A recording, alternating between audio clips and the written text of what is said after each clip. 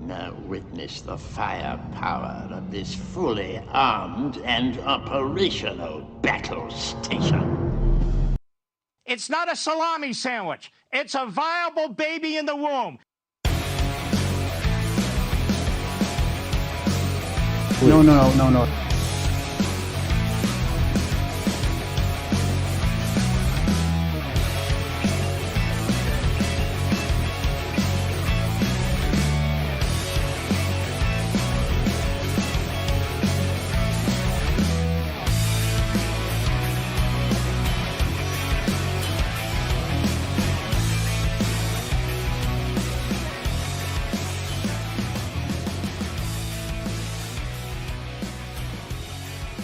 Around the nation, Waldorf Nation. What's up, everybody? Welcome to the show. It's Thursday. We got a bunch of stories here. Yes, we are, of course, going to be focusing on the police, as well as the, of course, the shooting that happened in Uvalde, Texas. So that's big news. Of course, there's a lot of stuff involved with that, including Republicans. What their plan is to, is on gun control. So, and to protect students or protect the children's. So that's interesting stuff. Ted Cruz, of course, offering his solutions, quote unquote solutions. What happened with the cops? A lot of questions about the police and their response to the active shooting situation in Texas. So we're going to talk about that. We got Ron Johnson running away. That's fun. We have another story about Texas cops, this time in a different place. And then, of course, we're going to change the situation, or we're going to change the conversation, I should say, about and go from the shooting to a political story about fascism. Fun. All right. So, yeah, it's been quite a day. And it's been quite a few days. So, everybody, I know it's been pretty tough for everybody. But hey, look, we got to keep fighting. We got to keep doing what we got to do. And we got to keep, I got to keep doing the news. What are you going to do, right? What are you going to do? All right. So now,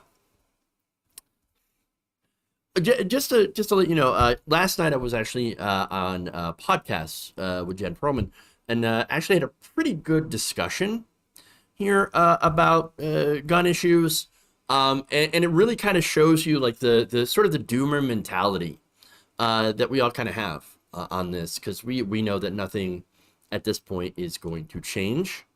Look, we have government that is just utterly unresponsive to the wishes that we have as the public.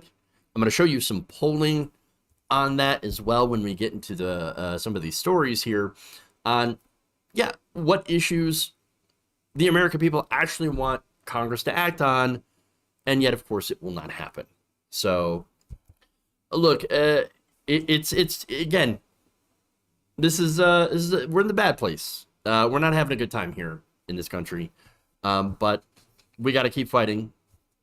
We got to keep fighting. That's all you can really do. All right, so let's start out with talking about the cops. All right.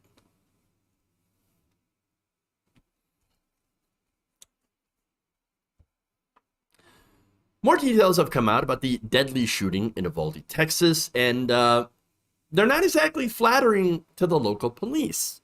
Now, according to witnesses, and there are videos, I'm not going to show you the videos because they're incredibly difficult to watch, but basically, you have these videos of witnesses telling the police, do something, go in there and do something, for God's sakes. Now, the reports also note that police officers waited outside of the school while the shooter was inside for nearly an hour, somewhere between 40 minutes to an hour, waiting for Border Patrol units to come in. And this is after an hour, roughly an hour after Ramos barricaded himself in the school and, of course, began shooting. Now, let me go to a report here from the Associated Press. Quote, while police have given conflicting timelines, the director of the Texas Department of Public Safety said at one point that 40 minutes to an hour passed between when Ramos first shot at a school safety officer, you know, the police officer that was supposed to be in the school, who may or may not have fired back, and then fired on two arriving Uvalde police officers who were outside the building, and when Ramos was finally shot by a tactical team. Within that time period, of course, we know that Ramos was able to massacre 19 students and 2 faculty members. Now, how many could have been saved had the police done their job? I have no idea. Maybe they could have saved a few. Maybe they could have saved all of them. Maybe they could have saved none of them. Who's to say, right? But they didn't even try. They didn't even try. Now, the report goes on, of course, to show how frustrated and frantic parents and onlookers were.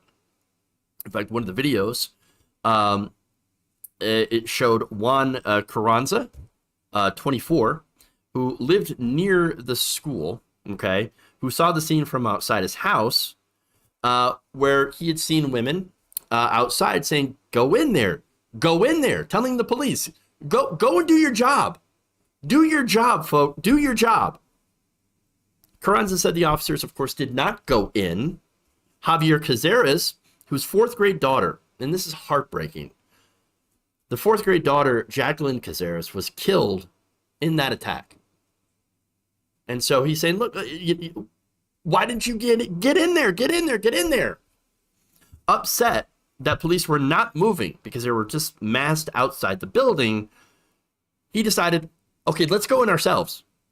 Let's just rush in because the cops aren't doing anything like they're supposed to, he said. Quote, more could have been done. Get in there. Cops, what are you doing?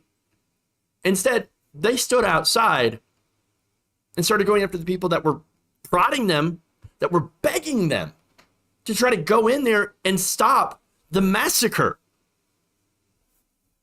Useless. Absolutely useless. Look, according to one of the children who survived, and this is even more heartbreaking and just, you know, infuriating. According to one of the children who survived, speaking to local news station KNS 5, an officer had instructed them to yell help if they needed it. So what happened? One of the children did so, yelled help from inside the building. And because of that, they were discovered and killed by the shooter. Way to go. Way to go. Absolutely just horrifying. Terrible. Cazares then added, quote, they were unprepared. You would think that they would be prepared for this because isn't that part of their training? Wasn't that supposed to be part of their training? To deal with things like this? No, it's not. What, do you expect the cops to actually do something? No, that's not how this works. That's not how cops work. Do you expect the cops to actually risk their lives? No. Look, let me tell you, and these are indisputable facts before you guys catch feelings, okay? Being a cop is not even close to the most dangerous job in this country. Unless, of course, you decide to not wear a mask and not get vaccinated during a pandemic. Which, by the way, we saw a lot of cops do. They threw a complete and utter shit fit over wearing masks and getting vaccinated. And you know what? As a result, here are the numbers. In 2020 and 2021, COVID-19 was the leading cause of death for on-duty police officers in the country. More cops died from the virus than criminals. Here are more numbers. Some 458 local, state, tribal, and federal officers died in the line of duty in 2021, according to a report from the National Law Enforcement Memorial and Museum. That marks an increase of 55% from the previous year's tally of 295, and the highest total number since 1930. COVID-19 related fatalities, there were 301, were the leading cause of death in 2021, as they were in 2020 when at least 182 officers died of the virus, which is an increase of about 65% in 1 year.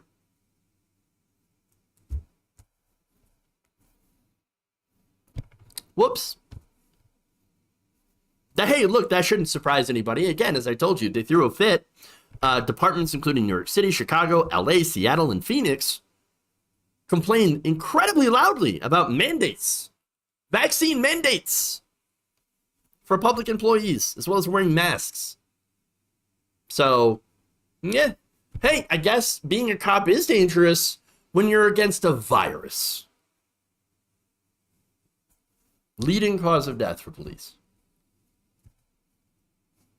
Now, as far as being a school-aged child, I reported yesterday how it's actually more dangerous in this country to be a school-aged child than it is to be a police officer. More children have died from gun violence in this country from 5 to 18 than officers were killed on duty. And again, the majority of officers killed on duty in the last couple of years were from COVID. It's more dangerous to be a groundskeeper than it is to be a cop, or to work in agriculture, or to be a truck driver, or sanitation worker. Way more dangerous. I mean, and by the way, you would expect the cops to actually rush into a building with an active shooter when they have proven time and time again that they are trained 100% to value their own lives more than anyone else. By the way, there are other reports that after the SWAT team the Border Patrol team had taken care of Ramos, those police officers rushed in to grab their own children. Don't care about yours. I mean, how many times have we done stories on this show where police officers have shot unarmed people with mental illnesses because they were scared? Oh, I'm afraid for my life. This person with mental health care needs mental health care. Or, again, somebody who has a knife while they're armed with guns. Just recently, there was a story that went viral. They shot and killed an elderly woman with dementia who had a knife but could not understand the officer's orders. They shot and killed her. Grandma. No lady. And by the way, I am not saying that, of course, the people who become cops are all cowards. I'm not saying that. No. What I'm saying, though, is cops are trained to be cowards. They are trained. That is in their training to protect themselves over everyone else. Their main job is not to protect people. This was actually adjudicated during a court case where police were not required to help human beings. Police are only there to protect property. And that's it. Look, when you're a cop, you are trained that you are a hammer and that everything else is a nail. But in that same training, they also tell you, do not risk your life. Do not put your life in danger at all. At all. At all. Can't do it. That's why they waited an hour for Border Patrol to come and take out this guy while they sat their asses outside and ate donuts or something. Now, look, Republicans like Greg Abbott and others, what they say, well, you know what we need to do? We need to harden the schools. We need to harden the schools. We need to put more cops there. We already had cops there. Obviously, that didn't work at all. Officials said Ramos actually encountered a school district security officer outside the school, though there have been conflicting reports from authorities on whether the men actually exchanged gunfire. And after running inside, he fired on two arriving Uvalde police officers who were outside the building. This is according to Texas Department of Public Safety spokesperson Travis Considine. Those officers were injured. It's almost as if the idea of having police stationed at schools doesn't actually stop school shootings. Well, that whole good guy with the gun doesn't seem to work at all. Not at all. It didn't work here. It didn't work in Buffalo. Buffalo, again, not a school, but in Buffalo, that Tops grocery store had a security guard that was armed. You know what happened? The shooter who cased the joint beforehand knew that that security officer was going to be a potential problem and went after him first. Got the drop. That's because that's what happens. That's what happens. It didn't work in Buffalo. Didn't work in Uvalde. Didn't work in Parkland. Police and security guards, oftentimes, in these mass shooting events, are the first casualties. Now, of course, that presents some other problems as well. Because guess what? You kill a police officer, that's more ammunition. That's free ammunition. And another weapon to now do more harm. And no one to stop them. It's another reason why they shouldn't have armed guards. They look, not only do they suck at stopping or preventing mass shooters, because we've seen that. We've had 27 mass shootings just this year alone. Just this year alone. Armed guards, many of these places didn't do a damn thing. But not only do they suck at stopping mass shooters, but guess what? Turns out their presence in schools actually allows for the harassment and arrests of minorities. Radley Balco, writing for the Washington Post, this was back in 2018, so we've known this for a long time, just notes that police, while not stopping mass shootings, they do, go after a lot of minorities. In fact, he said if administrators increasingly turn to on-site police officers to discipline students, that means more kids will be handcuffed, tased, and beaten by police. Alex Vitale, sociologist at the University of New York, in the author of The End of Policing, wrote that because mass shootings are statistically rare, statistically, which again doesn't feel all that rare, and now shown to, look, these cops, bad for students. Being in these schools, it's worse for students to have the cops in there. So what are these school police officers actually doing all day, every day? He writes, since they're not preventing school shootings, they're harassing kids, searching kids, waging a war on drugs, engaging in criminalizing disciplinary problems, and the burden of that falls most heavily on disabled kids, kids of color, and LGBTQ kids, in the form of harassment, arrest. That's what actual everyday school police do.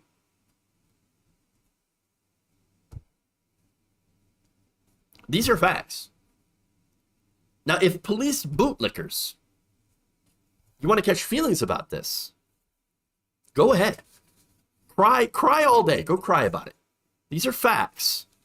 These are facts. Look, more police are gonna solve the problem. Because the big problem here is the proliferation in easy access to guns. It's easier to get guns in this country than mental health care. Or any kind of health care. In Texas, uteruses are more heavily regulated than guns are. Now, I'm not saying grab all the guns. I'm saying, hey, you should at least make it as difficult to get a gun as you do for a woman or anybody with a uterus who is seeking an abortion. Just make it that difficult. Mandatory waiting periods, mental health checks, age restrictions, multiple visits, all the stuff they do for somebody seeking reproductive health care. That would be easy. Go ahead and do that. It might actually help. Because right now what we're doing, more guns, more cops, ain't working. Ain't working.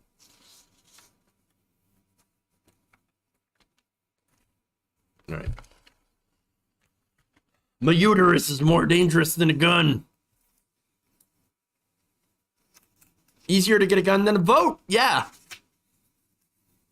It's true.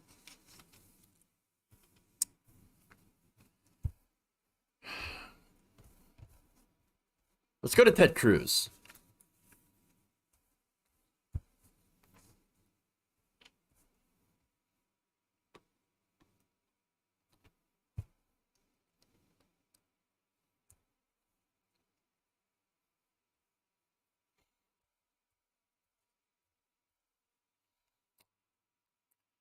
Senator Ted Cruz has recently offered some solutions to the scourge of mass shootings. Let's take a look.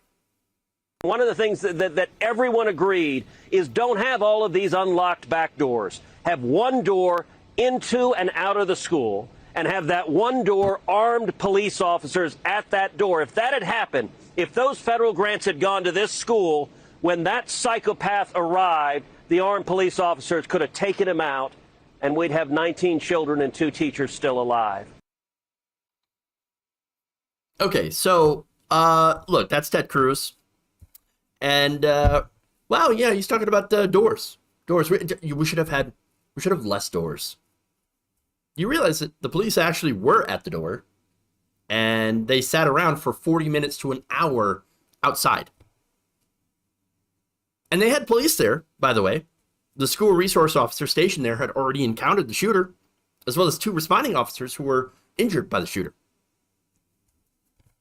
It's almost as if, getting the drop on those resource officers is pretty effective at neutralizing them.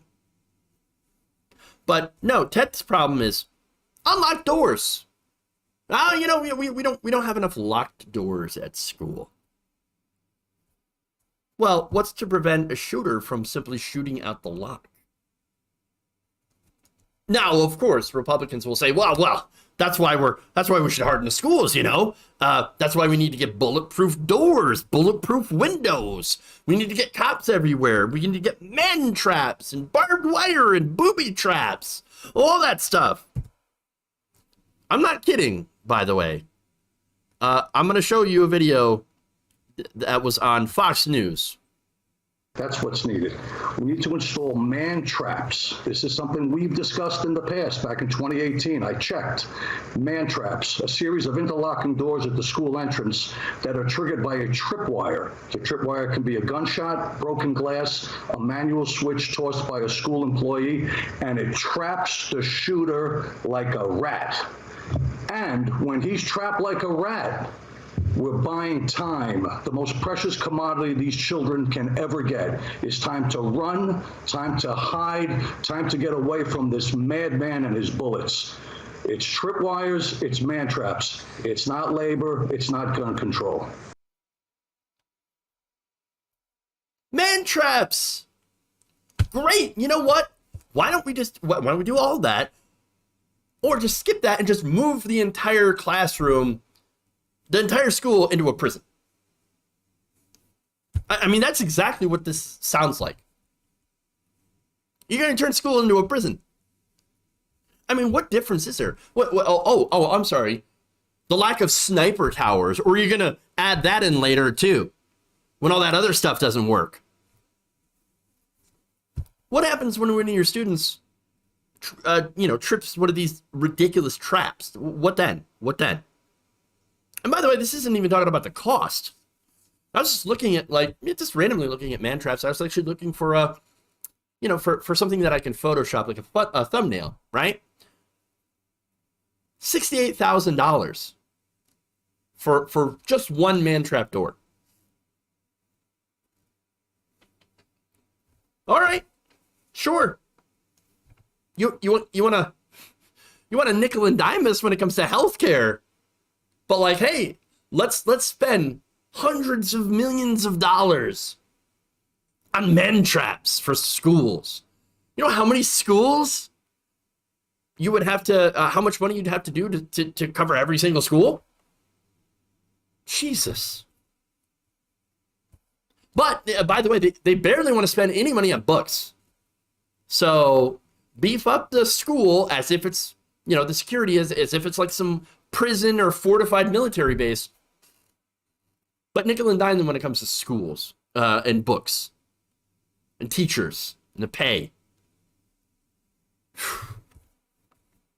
And by the way, they also have an issue with ensuring that children in these schools and public schools have heat, air conditioning, and even drinkable water in the fountains.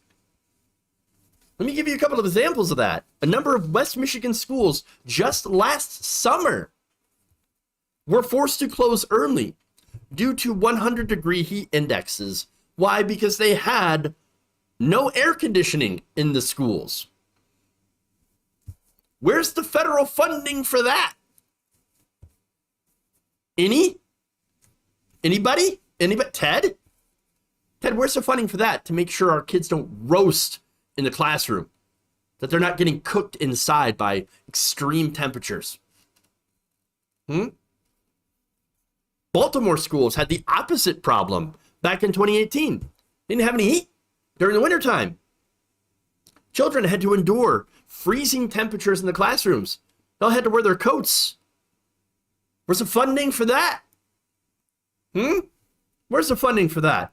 What about clean water? Clean water. We are the wealthiest nation in the world. Surely we can provide clean drinking water for children, right? Well, ask the children of Flint. They'll tell you. And it's not just Flint. Do you know that out of a dozen states with available testing data, nearly half of the schools discovered lead in their drinking water? This is according to a 2018 study that noted that lead can enter a school's drinking water from pipes, fixtures, and plumbing materials that contain lead.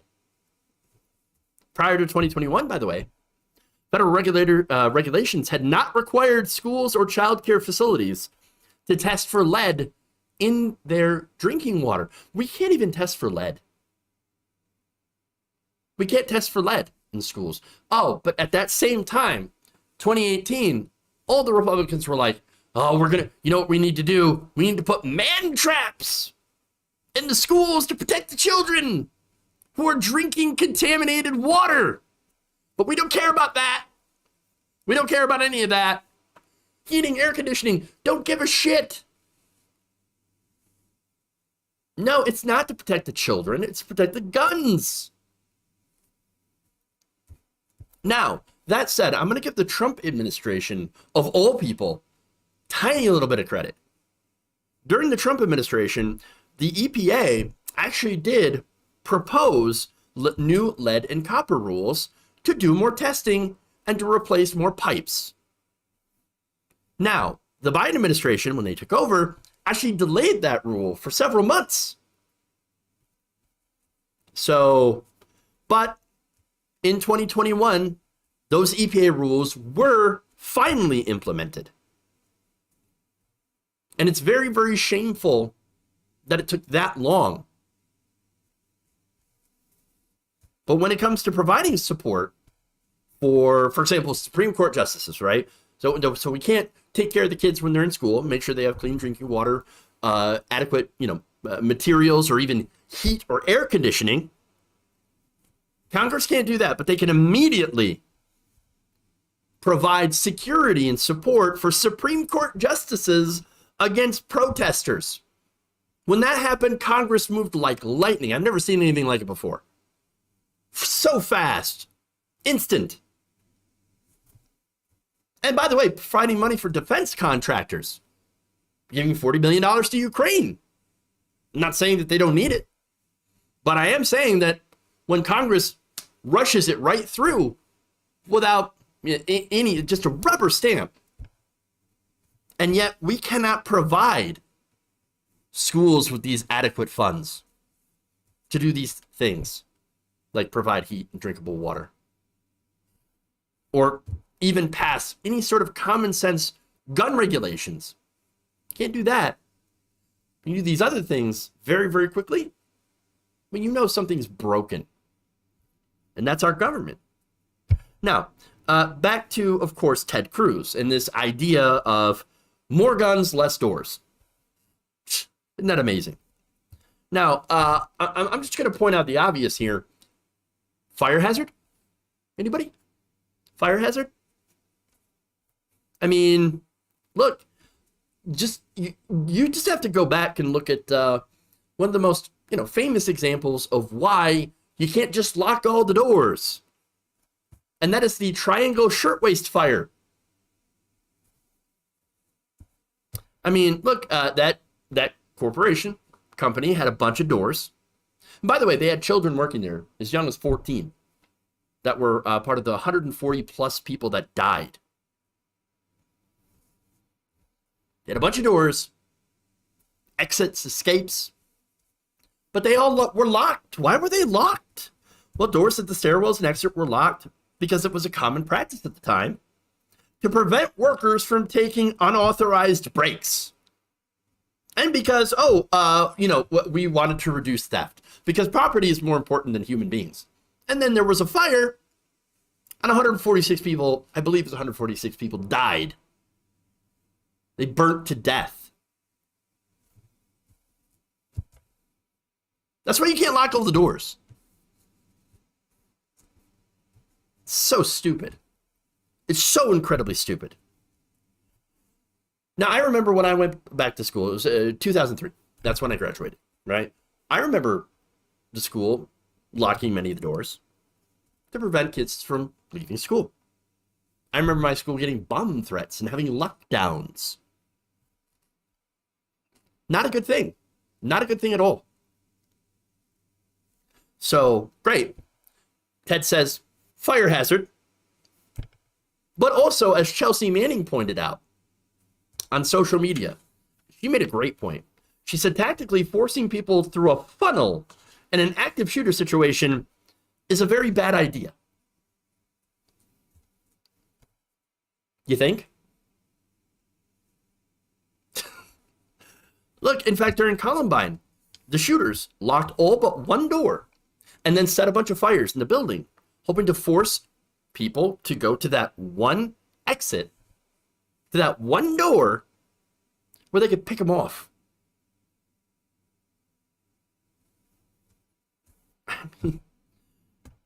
So here we have the Republican plan.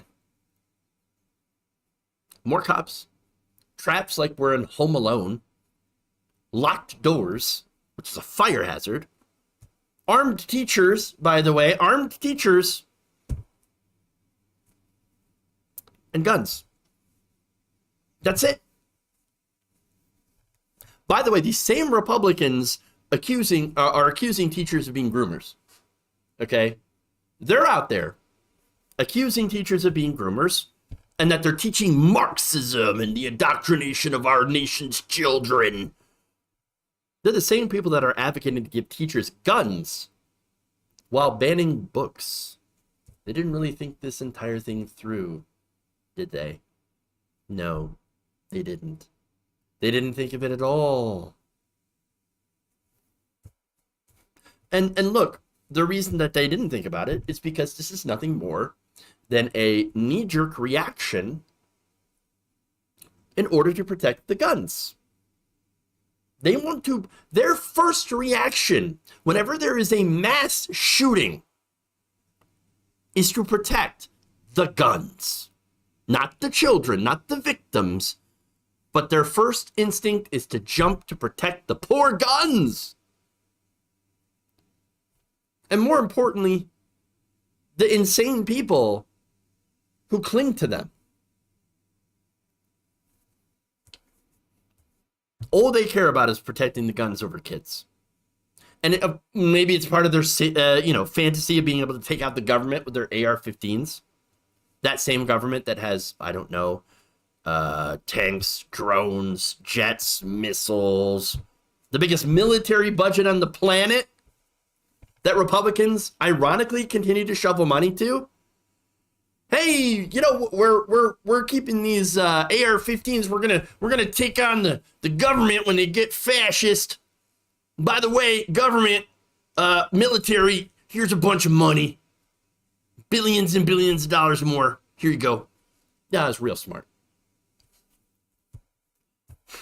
And the other things, of course, they blame are video games, movies, mental health, the internet, trans ideology, and leftism. Blaming all of this stuff. And it doesn't have rap music. I mean, it's ridiculous. You know what's funny is the world has all of these other things, right? Yes, video games don't just exist in America, violent video games. Violent movies, they exist in other places. People who have mental illness exist in other places in the United States. But the difference that we have from the rest of the world, the one thing that is different is, guess what? We have more guns. And we have incredibly loose gun laws. As a result, the U.S. has significantly more mass shootings than any other developed country. It's the guns. It's the guns. Now, Ted Cruz doesn't want to talk about the guns because he has received nearly $750,000 in legal bribes in his career from the gun industry. And it's the same with every Republican in office that is currently sending thoughts and prayers and coming up with these boneheaded ideas that won't do a goddamn thing. They're all corrupt.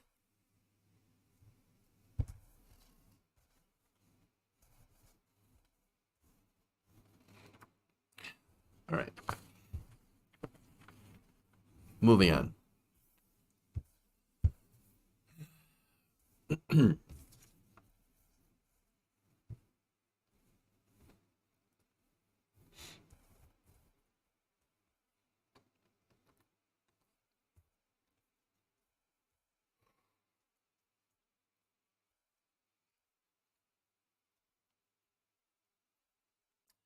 Republican Senator Ron Johnson tried and failed to run away from a reporter who was asking him about background checks. Take a look. Johnson, in the wake of this shooting, why not expand background checks, including on firearms and on gun sales? Why not expand background checks? Senator?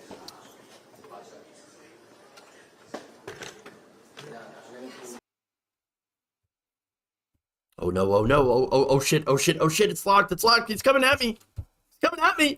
Next door. Oof. Safe from having to answer questions. Supreme cowardice on display right there. Try to pretend that reporter wasn't even there. Tried to duck out like, oh God, I gotta get the door. It's not like this is a difficult question. Background checks are pretty basic and very widely accepted. And let me give you the polling on that one.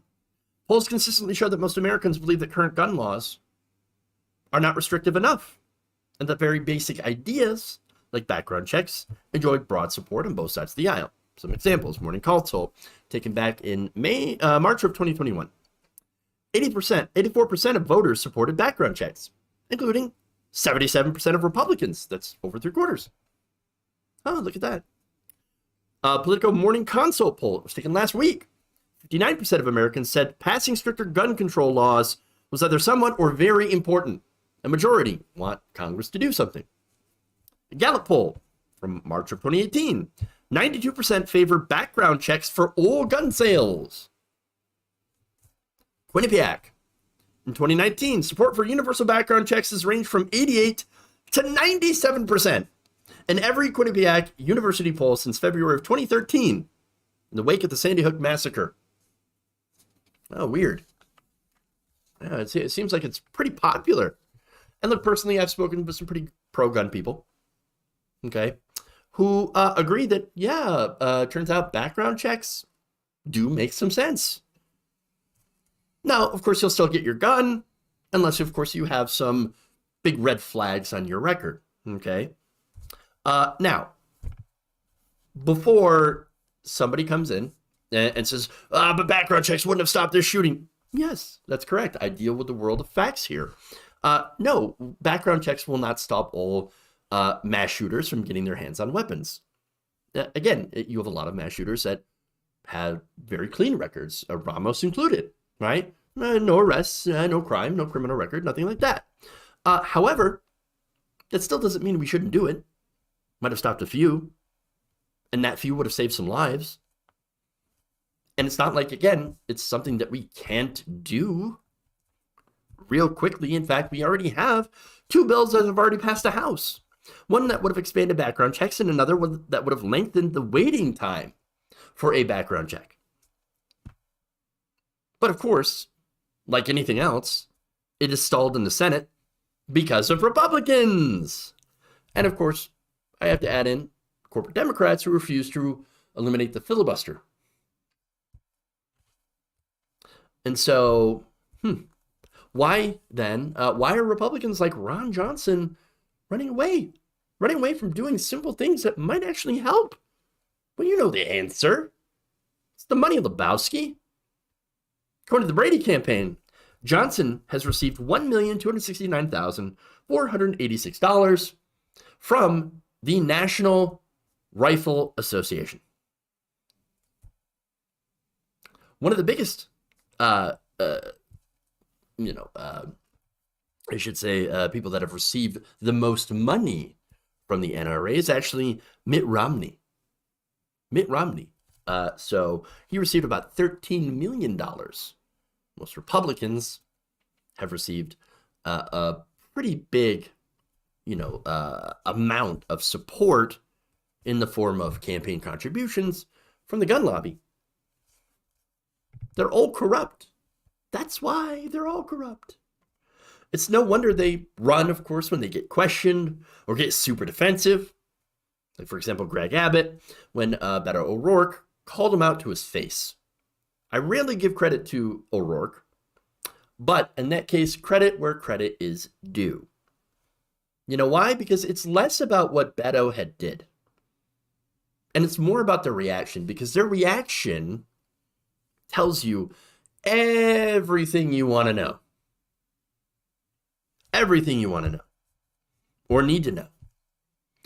With the Republicans, it's feelings over facts, because their positions are indefensible and they know it. And they get so mad about it. And it's because they know that we're right. We do need gun regulation. And the only reason that we don't have it is because of corrupt politicians. Corrupt politicians, the gun lobby, and of course you have a very small but super vocal group of gun fetishists. Now, out of the millions of people that own and use guns responsibly, and they practice safety and agree with sensible gun regulation, as the majority of NRA members do, by the way, they support common sense gun control. Out of those millions of people, there is a tiny fringe of insane fetishists that are controlling the conversation on gun policy and are okay with our already born children being murdered at school.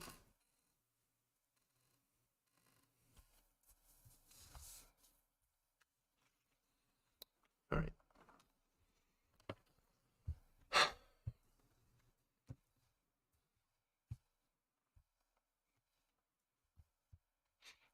Gun addicts are going to act like any addict when you threaten to take away their drug. Yeah. Look, I looked at some of the comments. It's always like never a good thing to do sometimes. Look at some of the comments on, some of the videos here. And of course you get the, yeah, come and take it. That's an example of one of those people. That you can come and take it, and basically it's a threat. It's a veiled threat. You come for my gun, I'm going to shoot you. That's exactly what they're saying. Those are the people that I'm talking about. Normal people who, yes, are interested in guns. I know plenty of them. They're like, yeah, these are deadly weapons, and you do have to treat them with respect.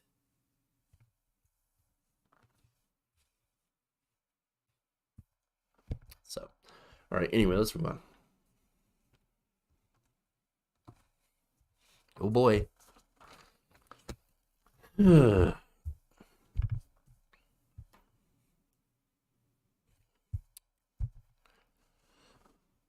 Just one day after the mass shooting at Robb Elementary School in Uvalde, Texas, the Tarrant County police officers had accidentally showed images of guns to school children.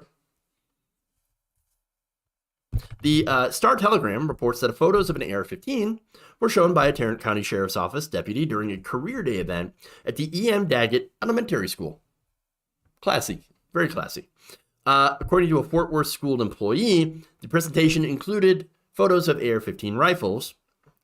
In a photo of the presentation shared with Star-Telegram, an image of the poster titled "A Liberal's Guide to the Deadly AR-15" is highlighted on Google Images. So now let me show you that. So that was the presentation, okay? Because of course.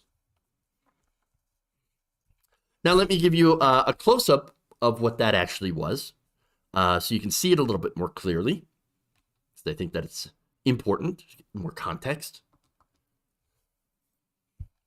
So that's the close-up, okay? Now obviously it describes the different components of the AR-15. But when you read the captions, you realize that it's just satire. Look at the laser scope, right? Provides accuracy up to 10 miles. It can see through walls. No, that's not a real thing. No, it doesn't cloak the shooter. No, it doesn't have 1,000 rounds per minute magazine. So look, again, satire, right? But none of that matters. Because what that is basically And this is how I took it. Making fun of the victims of people that are killed by this weapon. And say, oh, it's not really that dangerous. Well, you libs only think the AR-15 is super deadly and dangerous. And it's also making fun of people who are outraged by the deaths being caused by this gun. But look, it doesn't have to shoot 1,000 rounds per minute for this to be an incredibly deadly weapon. And that's the point.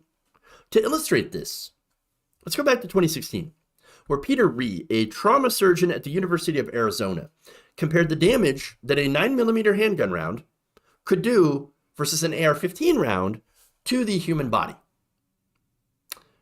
He said this, quote, "One looks like a grenade went off in there, while the other looks like a bad knife cut." Now, not good in both circumstances, of course. But one seems to be more dangerous than the other. The bullet from an AR-15, while relatively small, does leave the muzzle at 3 times the speed of a handgun bullet. It has so much energy that it can actually disintegrate about 3 inches of leg bone. Whereas, of course, a 9mm round can be stopped by a bone. In fact, Donald Jenkins says of this, he's another trauma surgeon at the University of Texas Health Science Center at San Antonio, quote, "It would just turn it to dust," speaking of the bone, of course. "If it hits the liver looks like a Jell-O mold that has been dropped on the floor. The exit wound could be the size of a hole. A size of an orange. The origins of the investigation, as they would say for Trump." And it says nothing about hollow points. Yeah. The 5.56 rounds was built to be anti-personnel. It's a round built to kill humans. It's not a hunting round. That's why, again, it turns everything into just basically destroyed meat. Those are the rounds being used in the AR-15, the 5.56. High-velocity bullets also can cause something called cavitation. So it's not just the bullet going in you that's the problem. What cavitation is it basically leaves ripples, kind of like if you trail your fingers across some water. When that high-velocity bullet pierces the body, that ripples the human tissues as well and can cause blood vessels to burst. If the right blood vessel bursts, you could bleed out very easily. And that's just, by the way, one bullet. Just one. The AR-15 semi-automatic rifle, you can shoot pretty fast. As fast as you can pull the trigger, which can be very fast. Especially since it has a very, very low kickback. It's a very smooth rifle to shoot. And that's one reason it's very popular. It's very, I think it's the country's most popular rifle. Very popular with mass shooters as well. Very easy to use, and it can be modified. Now, look, if you want to defend yourself, as you have a right to do in this country, odds are you'd pick up a 9mm pistol. It can do the job of defending you. And it's concealable, compact, all that. If you're looking to cause some serious damage to humans, well, then you choose an AR-15. Simple as that. And look, this is hard to say, but I'm going to say it, right? It has to be pointed out. It's to illustrate the damage that this gun did in Uvalde, Texas. Many of the children, the victims, had to be identified through DNA because of how absolutely mutilated their bodies were from the weapon that was used on them to murder them. Those children were ripped apart. They didn't stand a chance. Not a chance. Even more so now that we know cops were too afraid to go into the building to stop the shooter and waited outside for 40 minutes to an hour for backup to show up. Maybe it's because the cops know how dangerous this weapon is, how deadly it is. Now, to be fair, let's give you more context, right? So now, according to the police, the rifle photos were not a planned part of the deputy's presentation. Now, again, it was a Google search, so I actually do believe that. Like, oh, let me just type it up on Google. Oops. The Tarrant County Sheriff's Office sent a press release Thursday in which officials apologized for the incident. The release said a student had asked the deputy what types of firearms his vest protected him from.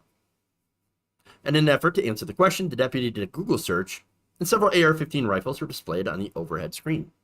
And I showed you that picture already. School district employees said the rifle type was discussed with the young students. Now, we're talking about elementary school kids. The same kinds of students that Republicans believe need to be protected from books and from knowing that LGBTQIA plus people exist. Need to be defended from that. But guns, police officers, obviously they're going to bring in people who have no problem discussing guns. It just so happened to be the wrong timing. This would have been a news story had there not been a mass shooting at a school just in Texas. In a statement to parents, Daggett Elementary Principal Kendall Miller wrote that he was informed that, quote, one of the presentations by a local public safety agency included information that was not age appropriate. In light of recent events, the officer's presentation was insensitive, not suitable, and not condoned by Daggett Elementary and the Fort Worth ISD. Miller said the school is taking the incident seriously and working with staff to prevent it from occurring again. The school did not provide further details. Now look, here are the facts. Your child is more likely to die in a mass shooting than a police officer is being killed on duty. We have the numbers for that. That's a fact. It's safer to be a cop than a kid in school. I mean, who gets more protection from society? The police officer, obviously. Your kid is way more likely to die in a mass shooting than they are to be molested in a bathroom by a transgender person. But what is Texas focused on? Trans people. Because of course they are. Trans people and preventing people with uteruses to get an abortion. Because they're so pro-life, they're going to protect the unborn fetuses, but when they're born and they happen to be in school, well, you know, mass shootings, it's the price of freedom, everyone. This is what their priorities are.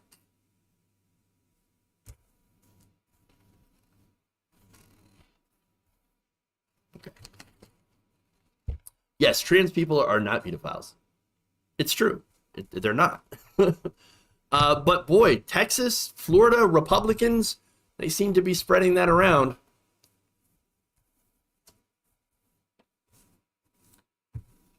Absolutely disgusting. Especially what Candace Owens had said yesterday, blaming this on, again, trans people. Safer to be a cop than a tree trimmer. Per capita. It's true. All right. Moving on. Let's switch gears.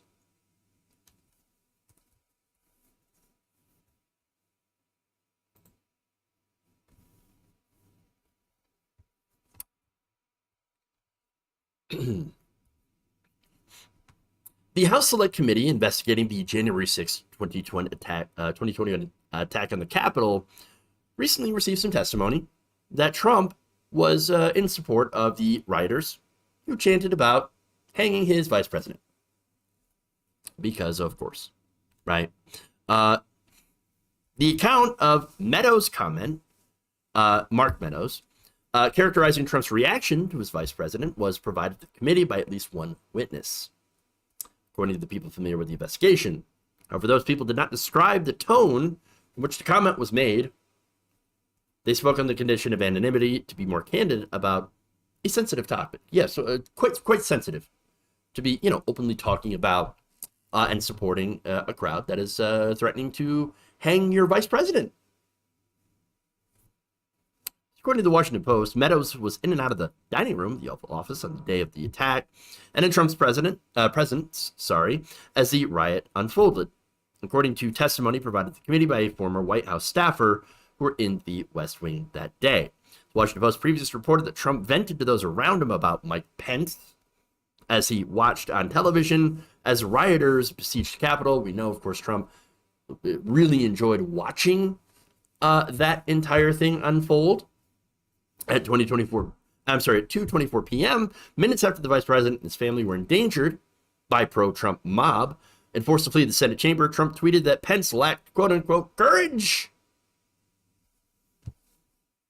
Mike Pence didn't have the courage to do what should have been done to protect our country and our Constitution. He said, giving states a chance to certify a corrected set of facts, not the fraudulent or inaccurate ones they were asked to previously certify. USA demands truth. Now, look, it's not surprising in the least to know that he has, of course, loved the rioting. Now, of course, that covered up the real coup. Gave cover. Now, the real coup, of course, we know is the fake electors. And that was part of the Green Bay sweep. Now, the Green Bay sweep, of course, was to overwhelm the media with the reports of voter fraud that doesn't exist, then use that confusion to allow the fake electors in many of these states.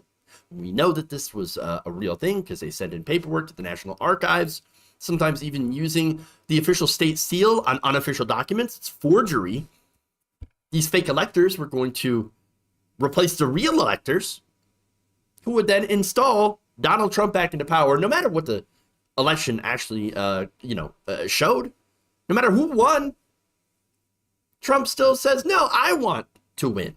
And so I'm just going to steal power. Understand that he nearly pulled off a fascist takeover of this country, a soft coup, and might have succeeded had he had Mike Pence, ironically, of all people, had Mike Pence not actually had a sliver of principle. A sliver. And since, of course, Mike Pence did not help him, he says, if the mob gets him, sad day for you guys. Hey, don't care. This backs up other reports where he had told Kevin McCarthy, but the mob, when they had their little screaming match, quote, I guess they're more upset about the elections than you are. He wants the mob. He loved the mob. He continued tweeting about Pence during that riot. And then after being begged for hours to order these people to go home, he puts out this bizarre, and you know the message. We love you. You're very special. That, fawning message.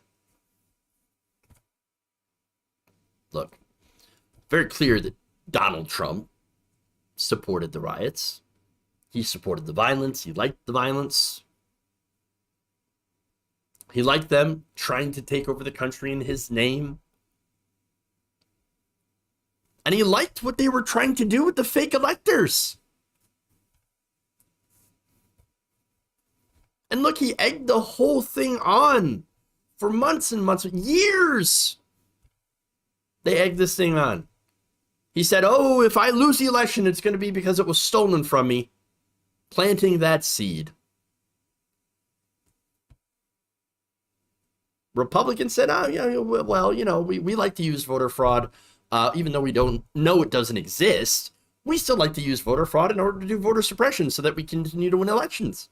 See, that's how Republicans normally play this game. See, Republicans aren't in favor of democracy either, but They won't go out of their way to be as brazen as Donald Trump.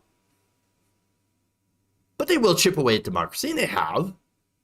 Again, voter suppression, gerrymandering, of course, making sure that black people are felons so they lose their right to vote.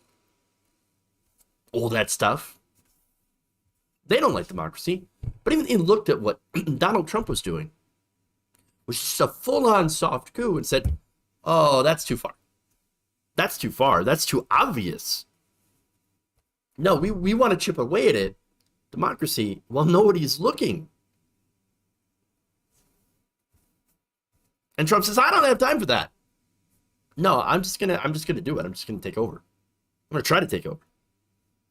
And he was very, very close to being successful. Too close.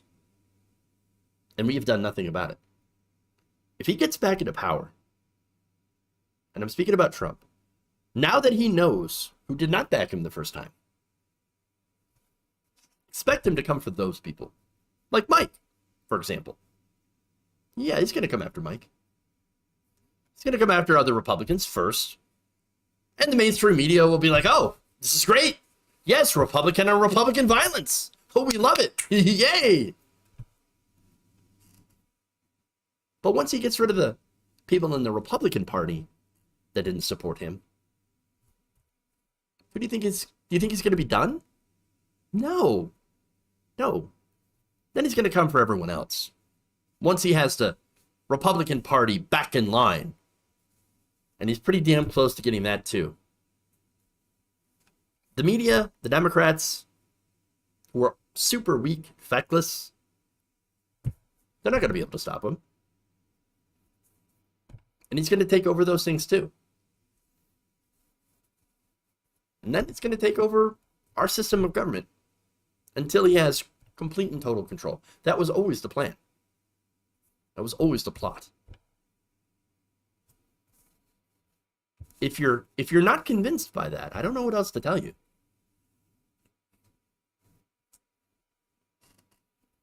He is a danger, and always was a danger to the Republic. And, we're going to keep warning. And for God's sakes, hopefully somebody will listen before it's too late.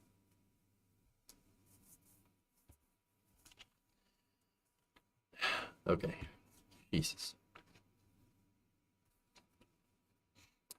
Witchy Dragon, we're going to go to Super Chats now.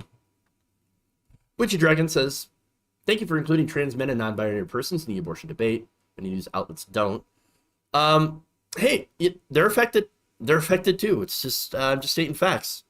Anybody with a uterus, trans men, non-binary, they're all going to be affected by this.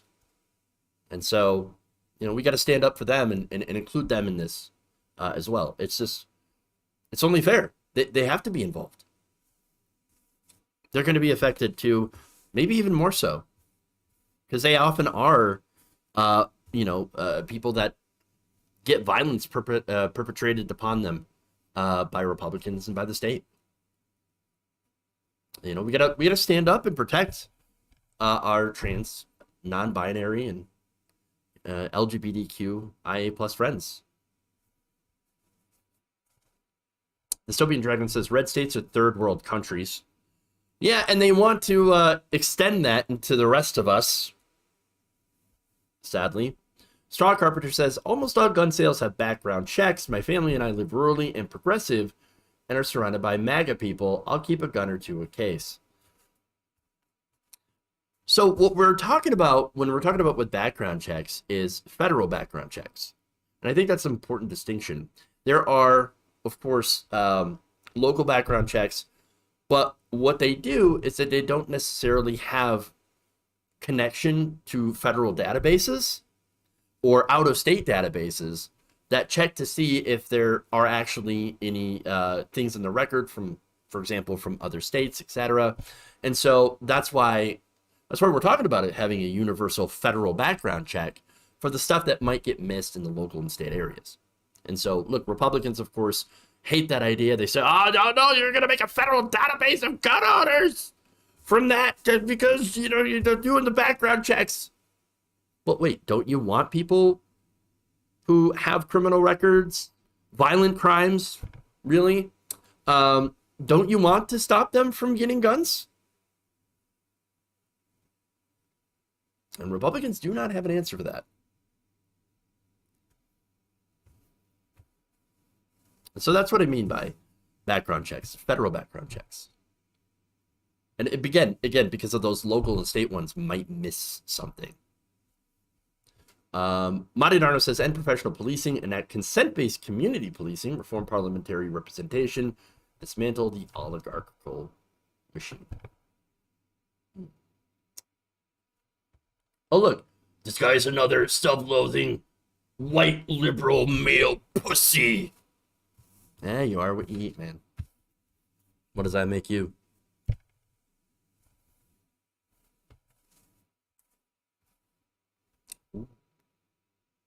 Let's see.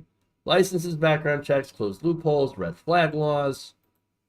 Meanwhile, Georgia, I removed this very thing on March 1st, 2022. I don't know what you're talking about. Bring back the assault rifle ban of 1994. Dan Johnson points out there's no background check on private sales or raffles. I was at a bar and bought a ticket and won a gun. Just name and a number and was all they needed. Called me to pick up the gun, and after I asked the bar owner to. Dan Johnson, that's exactly the problem here. Yeah, win a gun at a raffle, no background check.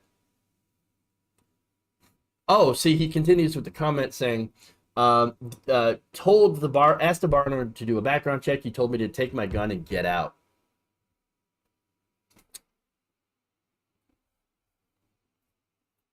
Oh, we need to ban communism, says Scummy. Good name. Perfect name, actually. $3 to buy a gun legally in Wisconsin bars. Well, I mean, if you're lucky enough to win the raffle. Sorry, I just, the reason I do that voice for people like that is just, I just imagine the rage typing they're molding right now in the chat room. Like, have fun with that. Any co-hosts this week?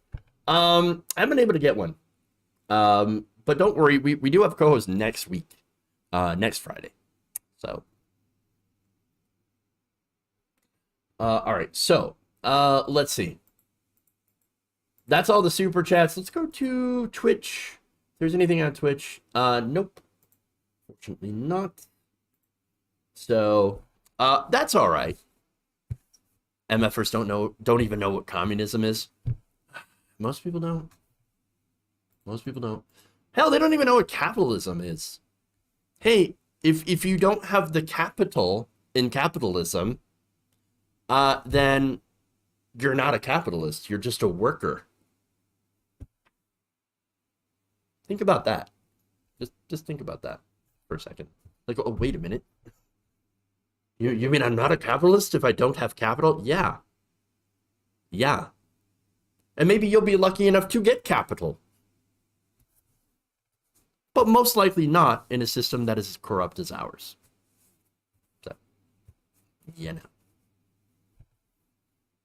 Yes, if you have an FFL, you have to do a background check even at gun shows, says old man Jake. Please do your effing homework. Does it? I think it depends on the state, really. You know, different laws in different states. So, for example, in Illinois and in New York and California, they do have stricter gun laws. And then, of course, in other states, like red states, they don't. Like in Texas, where you don't have to have really any qualifications to go and be able to pick up a gun. No federal. Is there a show tomorrow? Yes, but there's no show on Monday.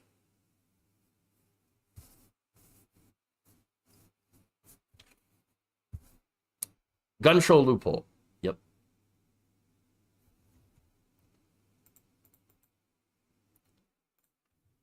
All right. So look, what we're gonna do is we're gonna raid in. I got some editing to do, but thank you for joining me today. Raid.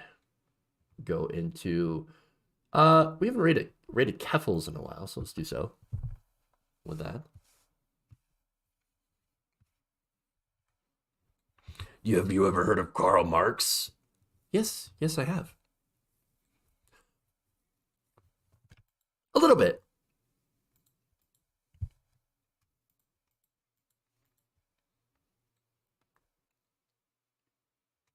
I sent you a message on Patreon. I'll check that out, Marty. I'll check that out. All right. Again, everybody, thank you. Really, really appreciate you watching. Even the hate watchers. Appreciate that. Love you all. Thank you so much. And you have a fantastic evening. We'll see you back here tomorrow. Love you all. And remember, change begins with you. Good night, nation. Have a great night.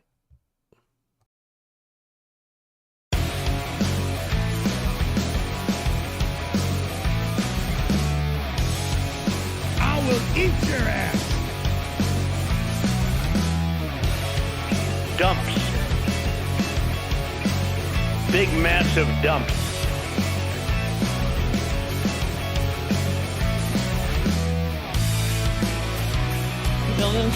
Venezuela. No. Person, woman, man, camera, TV. They say, that's amazing. How did you do that? You're kicking me out the door. You're kicking me out the door.